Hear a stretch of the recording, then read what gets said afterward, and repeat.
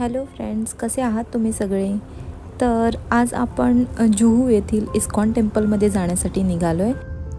बऱ्याच दिवसापासून मनात खूप काही विचार येत होते आणि त्या सर्व विचारांना शांत करण्यासाठी थोडासा चेंज म्हणून आम्ही हा आजचा प्लॅन केला आहे.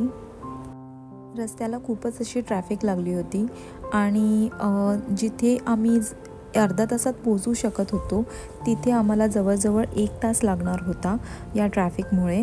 आणि त्याचं एकमेव रिझन मला हेच वाटत होतं की लोक रूल्स फॉलो करत नव्हते आणि इवन लेन्सने सुद्धा जात नव्हते, कसेही गाड्या काढत होते. तर त्यामुळेच ही ट्रॅफिक झाली होती. त्यानंतर बिल्डिंगचं एवढं कन्स्ट्रक्शन आणि रस्त्यावर चालणाऱ्या गाड्या एवढ्या होत्या की त्यामुळे एवढं पोल्युशन दिसत होतं. अक्षरशः डोळ्यांनी मी ते पोल्युशन बघू शकत होते. तर त्या दिवशी मी हा एकच विचार केला की यापुढे मी स्वतः गाडीचा कमीत कमी वापर करेन आणि जे पब्लिक ट्रान्सपोर्ट आहेत, बस किंवा ट्रेन, याचाच जास्तीत जास्त वापर करेन. म्हणजे जिथे खरंच गरज असेल तिथेच मी फक्त कारचा वापर करेन.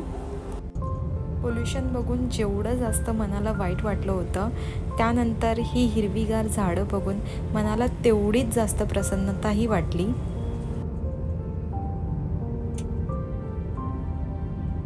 ट्रॅफिक पार करून जवळजवळ 1 तासानंतर आम्ही जुहूला पोचलो आणि जुहूला पोचल्यावर मंदिराच्या जवळच हे बीच होतं. तर त्यामुळे या बीचवर एक राऊंड मारायचं आम्ही ठरवलं. इथे आम्ही मम्मी पप्पा, मी, हितेश आणि हितेशच्या दोन्ही ट्विन्स कझिन, तर त्याही आम्हाला आज जॉईन झाल्या होत्या.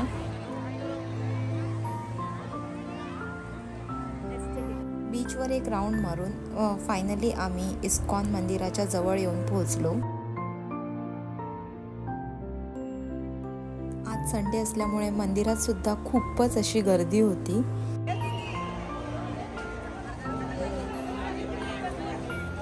देवाला चढवण्यासाठी थोडी फळे घेऊन आम्ही मंदिरात प्रवेश केला आणि मंदिराचे ते वाईब्स बघून मनाला एवढं छान वाटलं.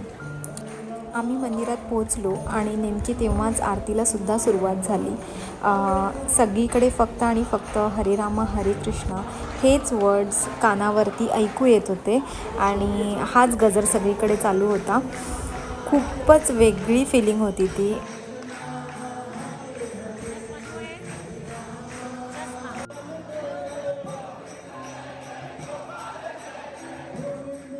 रात्रीच्या जेवणाची वेळ झाली होती, तर त्यामुळे आम्ही मंदिरात थोडा वेळ बसून मग मंदिराच्याच परिसरात असणाऱ्या गोविंदाज रेस्टॉरंट या रेस्टॉरंटमध्ये डिनरसाठी गेलो.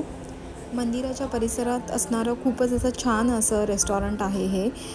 म्हणजे हे प्युअर व्हेज रेस्टॉरंट आहे आणि इथे बुफे सिस्टम अवेलेबल असते आणि त्यांच्या मेन्यूमध्ये खूपच जास्त व्हरायटी होत्या. तर त्यामुळे आम्हाला स्पेशली हे रेस्टॉरंट खूप आवडलं आणि व्हेजिटेरियन लोकांसाठी तर खरंच चांगला ऑप्शन आहे हा इथे. तर अशी ही आजची आमची संध्याकाळ होती. आजचा हा पूर्ण फॅमिलीसोबतचा प्लॅन खरंच खूप छानच झाला. आम्ही जवळजवळ संध्याकाळी 5 वाजता निघालो होतो, त्यामुळे 5 ते 6चा प्रवास, त्यानंतर 6 ते 7 आम्ही बीचवर गेलो आणि 7 ते 8 मंदिरात जाऊन मग 8 ते 9 जेवण उरकून आम्ही घरी जाण्यासाठी निघालो. तर आजचा हा आपला व्हिडिओ तुम्हाला कसा वाटला हे मला तुमच्या कमेंट्स थ्रू नक्की कळवा आणि आपला जर व्हिडिओ आवडला असेल तर व्हिडिओला लाईक, शेअर आणि आपल्या चॅनलला सबस्क्राईब करायला विसरू नका.